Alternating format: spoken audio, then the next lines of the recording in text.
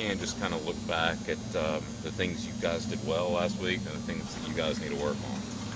Well, I mean, I thought we did some things well last week.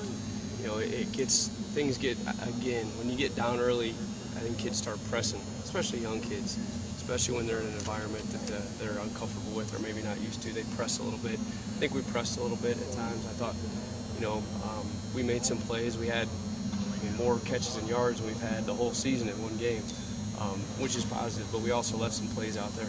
Some young guys left some plays out there that I wish we had back. But you look at the film, you learn from it, you move on, you try and protect these guys from the outside world, the media, and people kind of beating them up a little bit, and you keep their confidence high, and that's the only way we're going to develop and get better. How different is this offense when Pick Howard's a major part of it on a Saturday? Oh, it's a lot different. I mean, the slot makes this offense go. It always has, it always will. I think when you have a big-time guy playing X out there like Marquez, and then you have a slot like Pig, those two play off each other. Where we've been, that's been the case. So he makes it go because he controls the middle of the field. With the same mentality of not bringing up drops too often with Josh, or is it you handling that the same way you were about a month ago?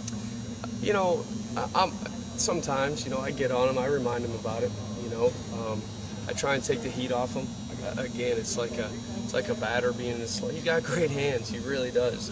I mean, he made those plays in practice over and over. He's just got to settle down. The nerves. He's pressing.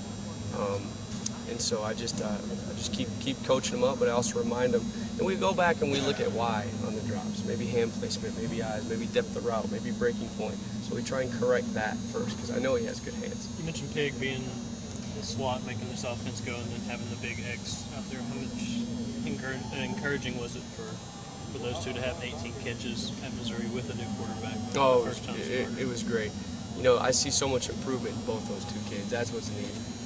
Marquez and Pig have come the farthest of that whole group in a short time, and it's really neat to see the growth every week with those two guys. Did we make some mistakes? Yeah, but I'm also seeing a steady improvement, which is positive. There's so much made about a quarterback adjusting to be a starter and a first start, preparing to start. How much adjustment was there for your guys to get used to Josh? Again, not much.